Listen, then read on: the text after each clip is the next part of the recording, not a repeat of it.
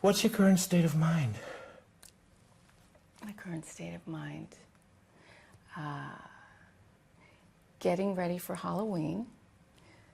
I'm going back to being a mom in a few days, so I haven't seen my daughter.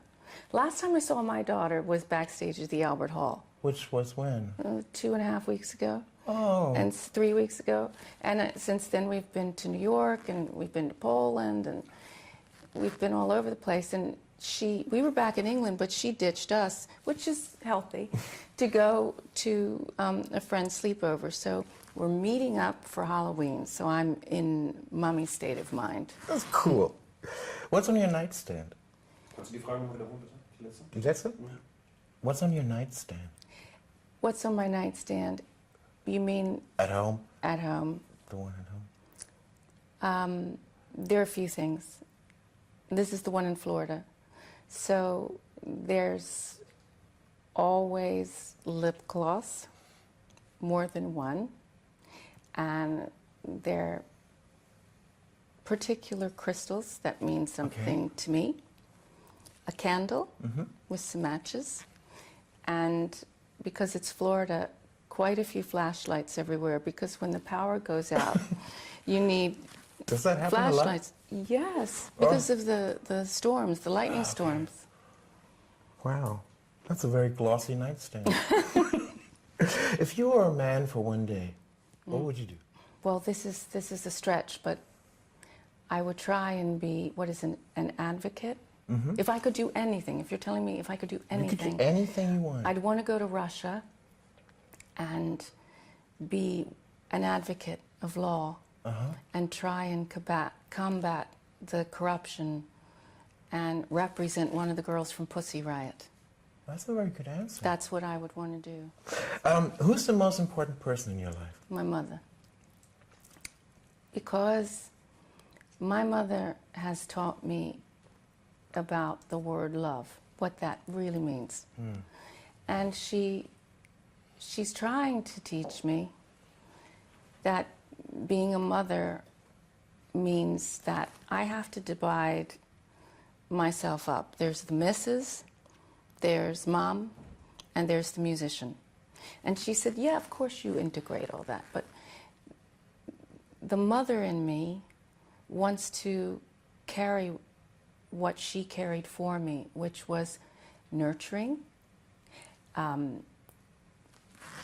encouraging me to achieve and strive, but not being overly critical. And I think women of my generation can become very critical, not just of themselves, but by being so self-critical, you don't realize how it spills over to being critical of everyone else. And it's one thing to be critical of your own work, especially as a musician, and you need to be. But then how do you step in to a different energy of acceptance and encouraging and watering that seed, instead of saying, oh, well, why isn't your English homework like this? Or why isn't your math homework like this? Or, you know, when is it enough?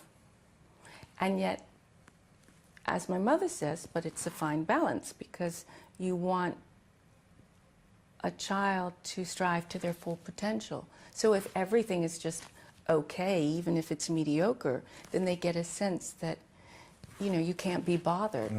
So it is a fine line, balance. What's home for you?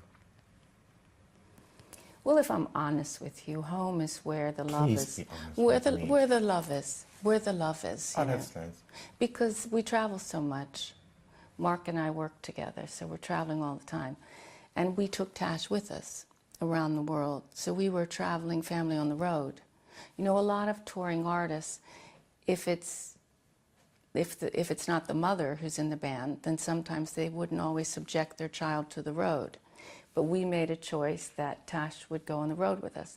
And she did until last year. And then she wanted to go to boarding school.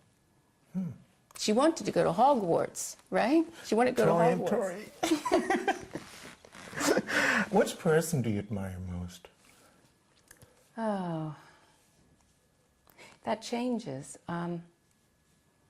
That changes depending on the day. You get me.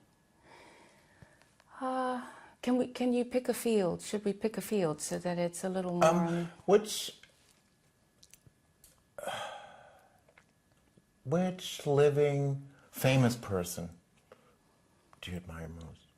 Or no, let me put this on differently. Okay.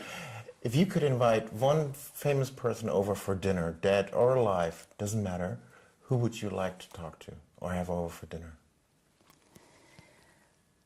Well, Deanne Arbus, the photographer. Oh, I love her. I've been wondering a lot about her. Here, Do you know? I didn't know that. They have an exhibition right now. Right now. Today. Don't run. No, I know, no. The thing is, I'm very familiar with her work, but what always distressed me was that, and I've talked about this with other photographers recently, is that where were we when she died? She committed suicide, and she was 48. And I just turned 49 in August. So this whole last year, I've been immersing myself in her work, and the fact that when she was 48, something happened whereby she didn't want to face the world anymore. And my daughter Natasha would say to me, "Mummy, you've got to stop reading about this because, hello." Yeah.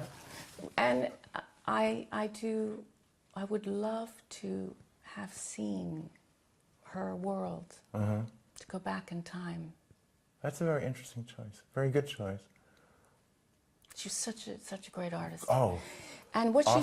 she had to combat, though, see, women photographers at that time, Avedon and so many photographers cite her and mention her, but women didn't have the opportunities that they have now. This was just on the verge, the dawn of feminism. She was in a very lonely position in that aspect. She was, and isolated and not given the commissions that many of her male counterparts were given. Very good answer. I really like that. We're 49 too, both. So we're not only Tori and Tori. 49 and 49, yes. I'd like to stay here in this age because I've enjoyed my 40s. You didn't? No, I loved my 30s. And I enjoyed being up until I was like 42. And from then on, I don't like it. I'm hoping that next year it's going to be different. Something will shift. Yeah. So every couple of years something changes. So I guess this was my couple of years that weren't so great. But I'm optimistic. Optimistic is good. Something's going to happen. Could be.